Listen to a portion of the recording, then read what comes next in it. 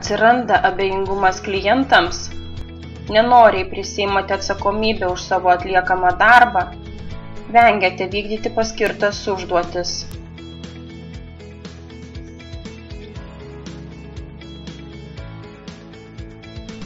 Mažėja takoskyra tarp darbo ir asmeninio gyvenimo, dalį darbo parsinešate namo, ar nuolat jaučiate nervinę įtampą. Dėl darbo daugėja konfliktų šeimoje, išgyvenate apatiją šeimai, sutriko jūsų miegas,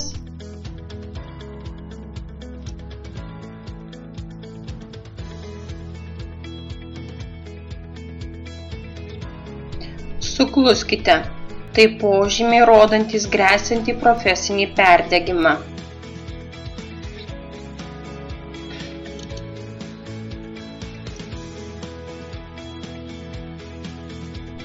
Ankstesnėse dalyse buvo minėta, kad užsisukimas voverės rate susiaurina problemų sprendimo galimybių paieškos lauką ir taip yra užstringama ydingame rate.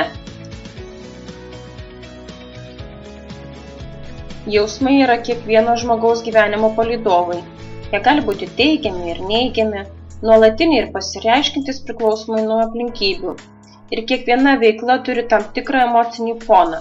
Ji žmogui patinka arba nepatinka, kelia teigiamas arba neigiamas emocijas. Egzistuoja itin stipri priklausomybė tarp žmogų lydinčių jausmų ir minčių.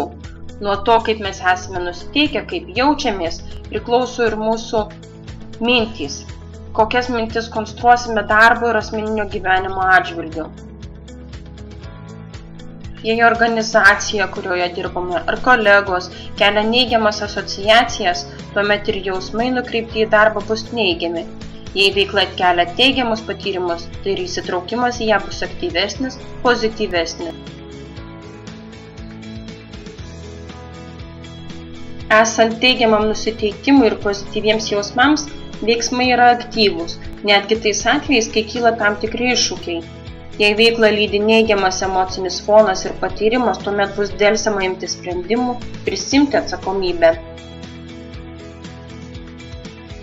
Aktyvus veikimas tiek profesinėje veikloje, tiek asmeninėme gyvenime duoda pasitenkinimą veiklos rezultatais. Pasyvumas, nuolatinis fizinis ir emocinis nuovargis nesukuria žmogui vertės ir to pasekoja grimstama į dar gilesnę neigiamo nusiteikimo duobę.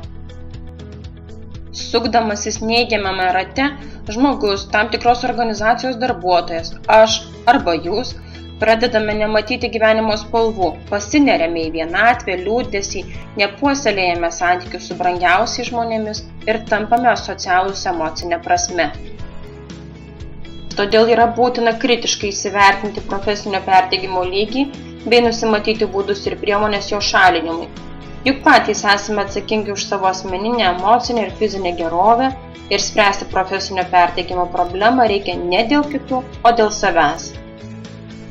Prie šio kurso savarankiško darbo užduočių pateikiamos metodikos profesinio perdegimo lygiui nustatyti. Jos išsamiau yra pristatymos kitose dalyse.